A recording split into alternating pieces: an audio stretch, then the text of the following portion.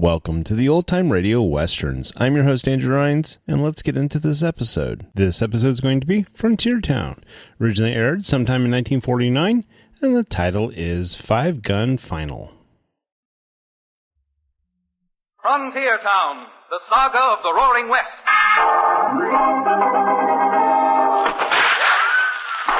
Frontier Town. El Paso, Cheyenne, Calgary, Tombstone. Frontier Town.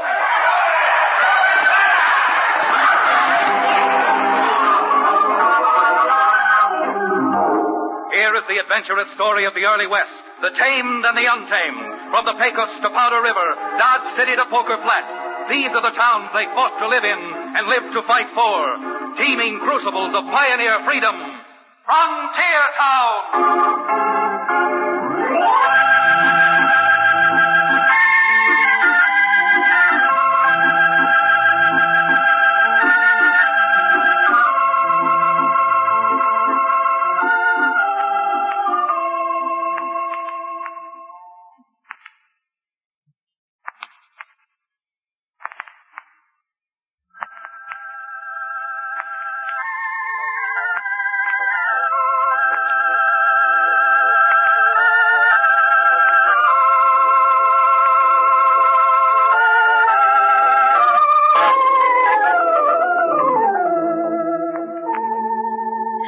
I've just been wondering how many people realize the power of the printed word. Of course, maybe you're wondering, too. Maybe you're wondering how come a frontier town lawyer like me, Chad Remington, should feel he's entitled to get up on a soapbox about the printed word, newspapers, and the power of public opinion. Well, like all lawyers, perhaps I'd better present my brief. See if I can't convince you just how important newspapers can be to a raw, tough territory like the frontier. Not too long ago, I received one of those infrequent telegrams signed by an old friend of my father's, Ike McAuliffe, who prints and publishes the greatest little newspaper in our part of the country, The Independent. Ike told me he was in trouble, intimating bad trouble that might need the advice of a lawyer, and I gathered a good deal more. So, mustering out that ex-medicine man, Cherokee O'Bannon, who runs the livery stable over which I have my tiny office, we started out for the toughest, most rowdy, and largest town any place west of Abilene, Doby City, on two of the least spavined horses from Cherokee stable. Chad, my fat-brained barrister, would you be so kind as to answer a question for me? Now, look here, O'Bannon. If it's anything to do with stopping at a barrel house before we get to Doby City, the answer is a definite no. And you may be an attorney, my boy, but you're certainly not a mind reader. First off, should I choose to titillate my tonsils, I have a small flask of my genuine Cherokee Indian rattlesnake oil with me. Second, that was not the question I was about to... Whoa, rein up, Cherokee. What compounded corruption was that? Well, there wasn't a bee or a blue-tailed fly. And I think if you'll look to your left and see the gentleman who's approaching us with a Winchester in his hands, you'll have your answer. So Billy Blue Blazes, Chad. That is what is known in circles I no longer frequent as one tough-looking barman. If you're just out for some target practice, mister, you got 2 more shots coming. There's 3 for a nickel. I haven't had to practice with this rifle for 25 years. I can hit any target I aim at any time. Well, then I take it your shot wasn't meant to hit either one of us, but was just a friendly little greeting, huh? Yeah, you might say it was friendly, because I'm here to give you some very friendly advice. Turn them cayuses around and head back where you come from. Have you the audacity to stand there and think that you own this country? Partner, I don't have to think. I know what I'm talking about, and I'm telling you to slope. Well, I've found you can argue with a judge and argue with a jury, but you never get very far arguing with a Winchester that's aimed right at you. Dad, you mean to say that you're going to let this barrel-chested behemoth dictate to us?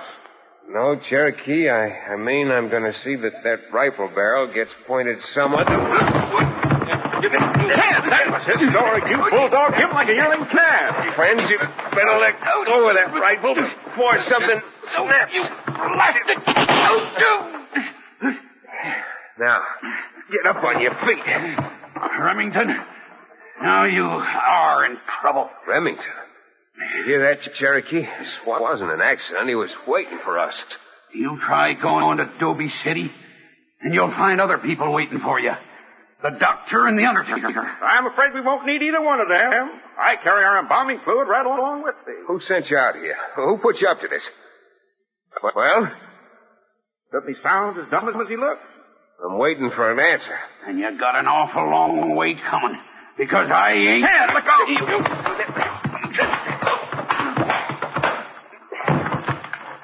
Excellent, Chad. Just proves the validity of the old saying. The bigger they are, the harder they fall. Cherokee, I think we'd all be better off if you lend me a hand and help tie this critter up. I'd like a few hours in Doby City before he gets back and reports to whoever it is that doesn't want us there.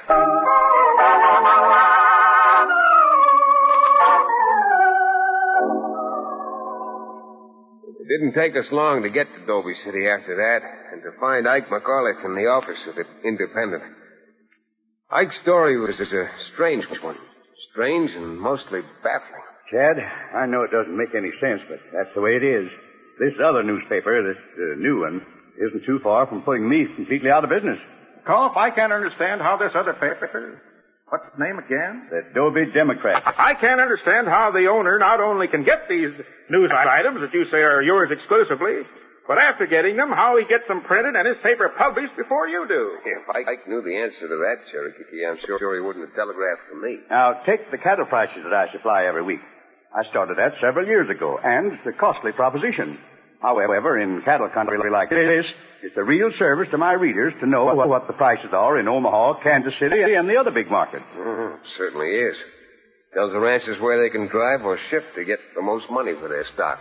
How do you get these prices, Mr. McCauley? Well, I have 6 men, one in each of the 6 large stockyard centers. And each Thursday night they telegraph me the prevailing prices at the close of business for the week. And your competitor, this other paper, gets the same information at no expense at all? And gets it published and on the street from 6 to 12 hours before I do. Chad, I'm telling you, the way my circulation is falling off, I can't stay in business just another 2 months. Who owns or runs the other paper, Ike? A fellow by the name of Jason, who moved in here only recently.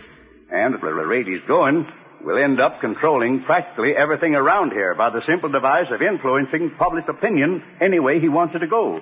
Well, obviously he tried to influence us not to come into Doby City. And it wasn't very public. That was quite personal. Yeah, there's something very personal about a Winchester that's pointed right at you. Ike, the obvious answer seems to be that this Jason, whoever he is either paying for or stealing the information from someone who works for you. And I sure doubt that. You do? Why? Well, first, I have only 2 people working for me, and I trust them implicitly. And second, how could Jason get the information out of my composing room and still get his paper out half a day before mine? Yeah, that does seem to be a stumbling block. But let's get back to the people who work for you first. Who are they? Well, my printer, Foley, he's been with me almost since I started publishing. And the only other help I have is my brother's daughter, Nellie, my niece. Oh, what do you say? Young and attractive, you've no doubt? Yes, Nellie's only 23, and she's real pretty. I brought her in here when my brother died. All he left her was dead. How did that happen, Ike? I mean, you've always been reasonably well-to-do. Matter of fact, don't I remember your brother having been a partner of yours? And he was until he started drinking and gambling. I warned him about it for years. Then, finally, I had to let him go. Bought him out.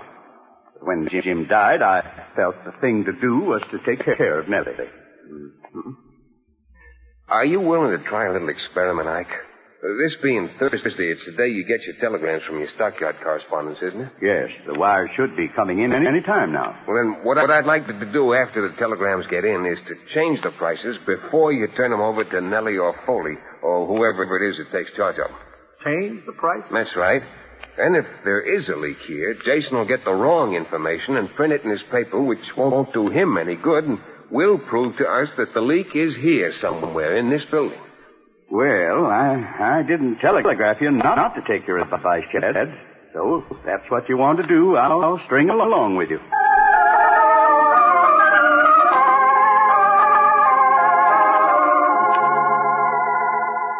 About an hour later, having hidden the telegrams with the real prices safely, we went back into the composing room and met Foley and Nellie. Now, let's see if we can't get this set up and on the street this time before the Democrat comes out. Uncle Ike, I know you think that Mr. Jason is stealing this cattle price information from you somehow, but I don't think he's the kind of man who'd do it. Oh, really, Nellie? You know Mr. Jason? Well, I've met him. He seems nice, real nice. And anyhow, why shouldn't he have his own men send him the prices just the way you're doing it, Uncle Ike? For the pure and simple reason that, well, he wouldn't spend a plugged nickel if he could get it for nothing. That's the way I feel about him. Well, then you know Jason, too, eh, Foley? Well, I don't actually know him. I've seen him like everybody else in Doby City has. You can't miss him. Big 10-gallon white hat, checkered vest, boots embroidered with gold threads, smoking big cigars. No, sir, any money that one spends, he spends on show. From your description, Foley, Mr. Jason sounds like he'd make a very successful medicine man. Well, if we stand here flapping our jaws, the Independent never will get printed. So what do you say we go about our business and leave the newspaper to those who know about it, huh?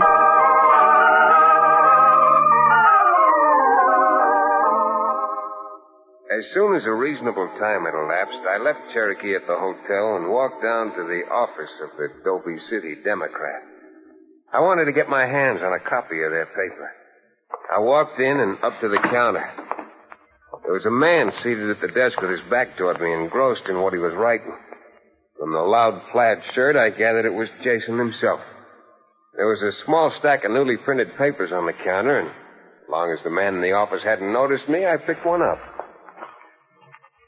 There were the out-of-town cattle market prices in a box on the front page. But not the false prices we'd turned over to Nellie and Foley. The actual prices that had been telegraphed in. This was quite a shock. Only the first shock I got in that few moments. Because just then the man turned around, got up, and walked over to the counter. Yes, sir. Is there something... Well, Chad Remington. Chip, what are you doing here? Where would you expect the owner of the paper to be if not in his office? What, you're Jason, the owner of the Democrat? One and the same. And if the new name of Jason bothers you, a numerologist told me to change it. Said that's why I never made a successful lawyer like you. You never even finished studying law. Yeah, I know, but my clients didn't. Well, what brings you in here, Chad? I came in to have a little talk with the owner of the paper. Now that I know it's you, I realize talking isn't going to do much good. Because as in the old days, Chip, we're again on the opposite sides of the fence. I got a feeling that before I'm through in Doby City, I'm going to bust down that fence and wrap the rails right around your stubborn head. Oh, is that so? Well, Chad, if you think you can do it, go right ahead and try. Yeah, you just try and see where it gets you. Because I think it'll only get you stretched out right up in Boot Hill.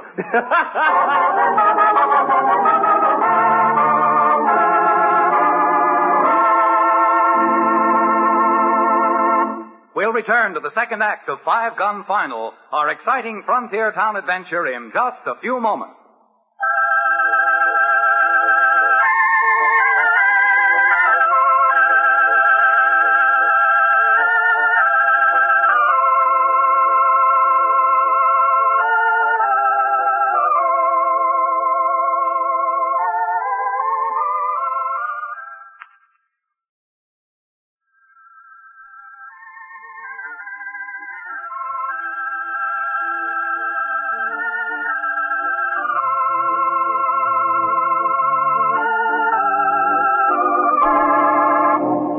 And now, Frontier Town.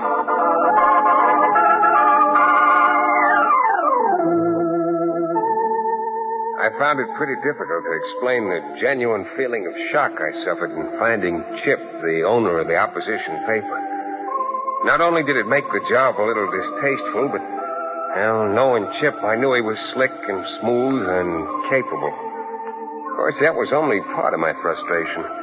The other part was finding the little scheme I'd devised of changing the prices that meant nothing.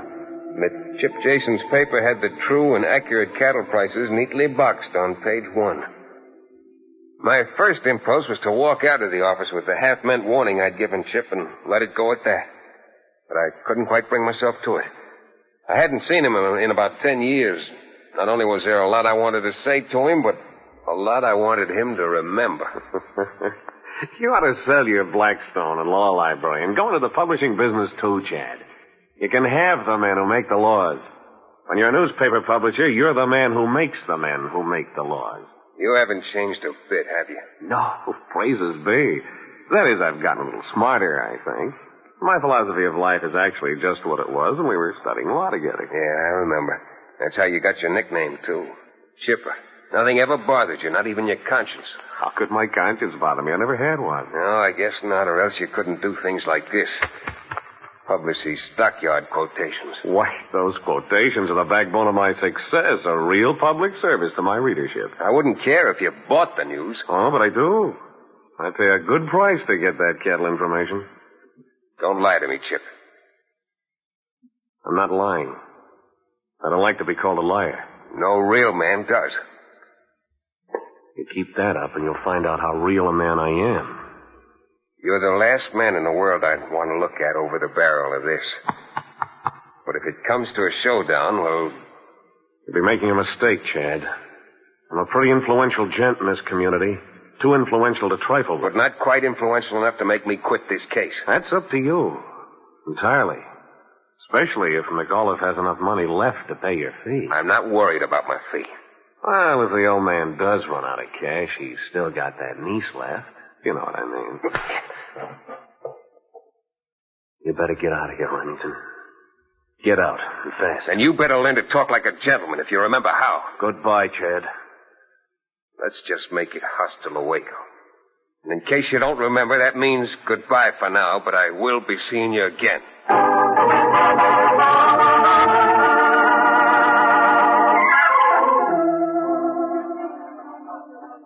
The life of me, Chad, I can't understand why you've got me chained to this hotel porch when we could be across the street in one of those places of entertainment. I told you before, O'Bannon, I got some thinking to do. A lot of thinking. You told me that what's-his-name was no good when you knew him years ago. No, it isn't that Chip's just no good, but Haley's always felt that a man doesn't have to work for a living. Just work enough to get a little money, and then that money will bring power. I hope you're not going to let this, your former friendship with this gentleman deter you from trying to clean this up. You ought to know me better than that. How can you clean something up when you don't know where he's getting the information? I thought surely that changing the figures in the telegram today would... Well, go on, go ahead. Cherokee, look. Across the street. Across the... Well, I'll be blamed. Isn't that Nellie, Ike McAuliffe's niece? Sure is. And the gentleman she's with, who's holding her arm so closely, is Chip Jason. Come on, Cherokee. We're going to follow those two, and after Chip takes her home, we're having a little talk with Miss Nellie. A mighty serious talk.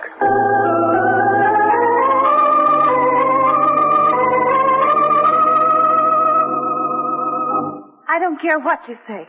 Chip Jason's been the only person who's been decent to me ever since I've gone to work in this town. My dear Miss Nellie, you mean to stand there with your sweet little face looking angry?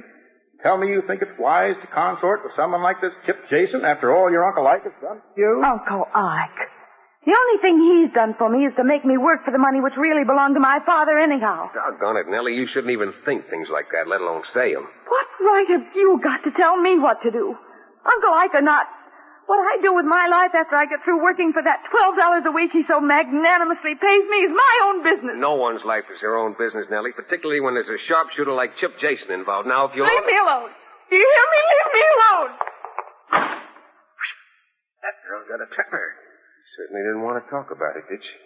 You were selling your uncle out? Now, look, you old charlatan, there's not one shred of proof that she's selling out anybody. If she happens to be, at least she's admitted her motive. Somehow she seems to be very bitter about Ike being forced to buy out her father.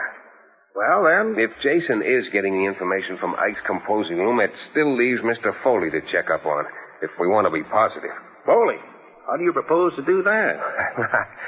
I got a very unintelligent idea. Oh? That, you're going to like it. Am I? If Mr. Foley's like any of the printers I've ever known, then he's in one of the 5 saloons in town drinking.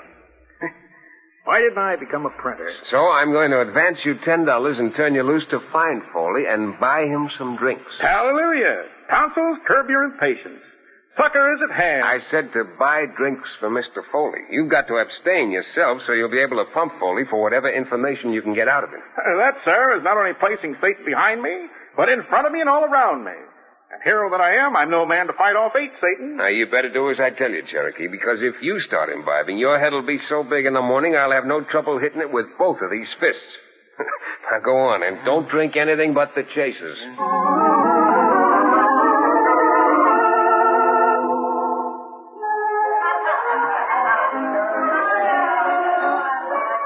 Bartender, 2 more to save. Now, what was that you were saying again, Mr. Foley? Huh? No, I wasn't saying nothing, except he's to you. Here's mud in your eye. Down the old... Water. You want some water? Oh, here, we'll take mine. No, thank you. I have poor water. Oh, now that ain't healthy. Water's good for you. Water may be good for the average person, Mr. Foley, but I happen to be a man of iron. Water makes me rust. Now, what was that you were saying again? Something about good old Ike? Here's good old Ike. As fine a man as ever run a newspaper. And the finest man I've ever worked for. Now, then, let's have one on me, O'Bannon. No, I don't think so, Mr. Foley. If it's all the same to you, I'll be going over to my hotel and floating to bed. Water. I'm abhorring this stuff.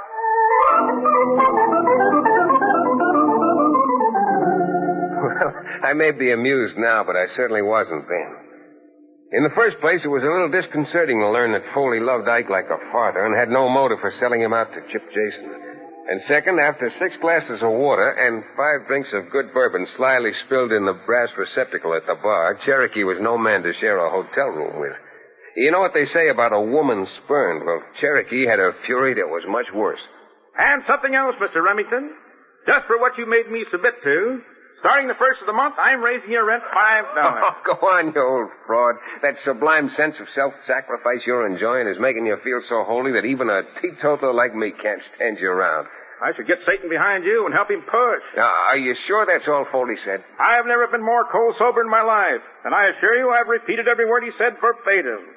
And since my brain is clear as it is, I'll save you a lot of trouble by telling you that there's no doubt Nellie is selling out her uncle. I'm sorry, Cherokee, but while you were wrestling with Satan, I concluded it can't be Nellie.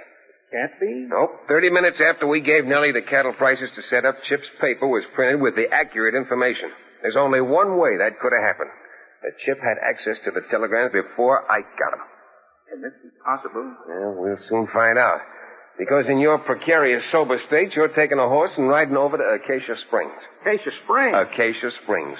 And you're going right to the Western Union office and send a telegram from there stating that there's been a flood which has closed Doeskin Pass and that any ranchers wanting to drive their cattle to the railroad had better pick another route.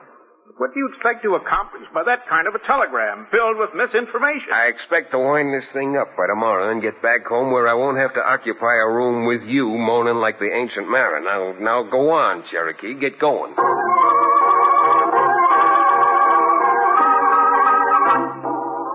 Chip Jason couldn't wait for his regular edition. He came out with a special edition with a banner line in 72-point type announcing the flash flood that had closed Doeskin Pass. 5 minutes after the paper hit the street, the town marshal had arrested the local telegraph operator. And armed only with his confession, I set out to pay one more call on my old friend Chip. Where I get my news is my business, Chad. Chip, you're in for a big disappointment. Because the only real news in Doby City right now is this headline in the Independent. Here. Publisher Jason arrested for fraud. Are you loco? This is an out-and-out lie. Oh, then I suppose this is, too. This confession from the telegraph operator that he'd been taking money from you to give you all news information that came over the Western Union wires. Why, that's a lot of... You were pretty smart, weren't you, Chad? And so were you, playing up to Nellie McAuliffe and taking her out in public to make it appear that she was giving you the information. That was pretty slick, too. I should have known you'd have figured that. But there's only one thing wrong with this headline, Chad. They haven't arrested me yet, and they're not going to. You're right about that. They aren't going to arrest you. I am. And I'm placed... Chip, leave that gun alone.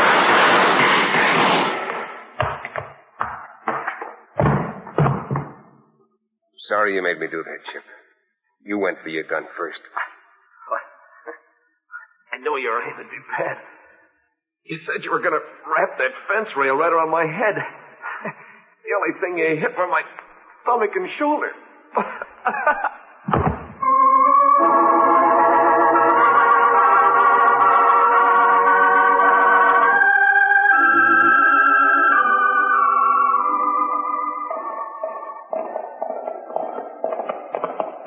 What made you suspect the Western Union operator, Chad?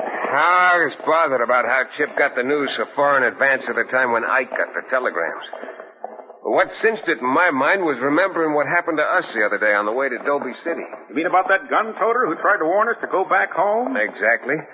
Since Ike sent me a telegram asking me to come over, someone must have had access to the wire. Of course. Why didn't I think of that? Because you were too busy wrestling with Satan.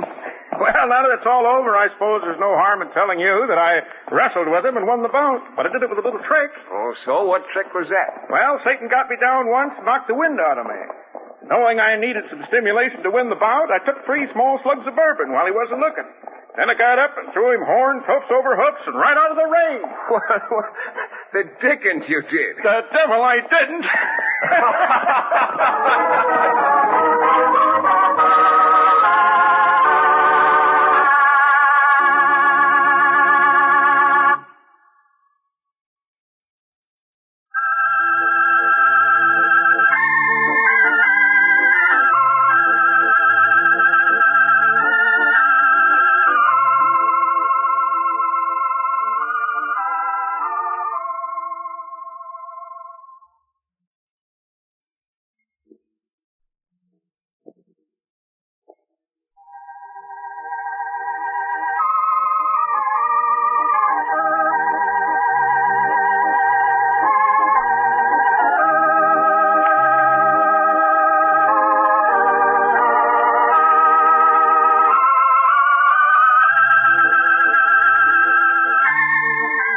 Frontier Town, starring Tex Chandler and featuring Wade Crosby, is a Bruce Ells production.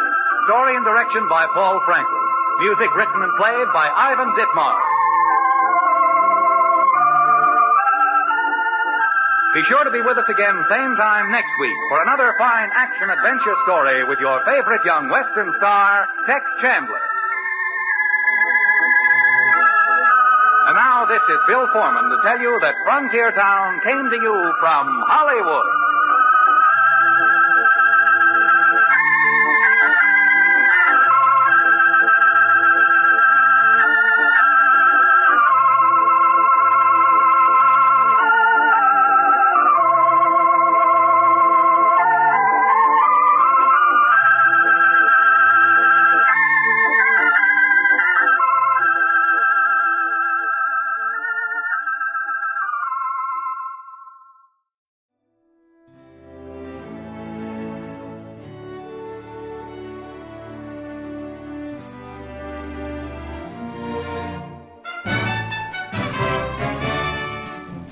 This has been a presentation of OTRWesterns.com, and we hope you enjoyed. Please take some time to like and rate our shows in your favorite podcast application. Follow us on Facebook by going to OTRWesterns.com/Facebook. Subscribe to our YouTube channel by going to OTRWesterns.com/YouTube. And send us an email, podcast@OTRWesterns.com. You can call and leave us a voicemail, 707-986-8739. This episode is copyright under the Attribution Non-Commercial Share-alike copyright. For more information, go to OTRWesterns.com/copyright. Have a great day, and thanks for listening.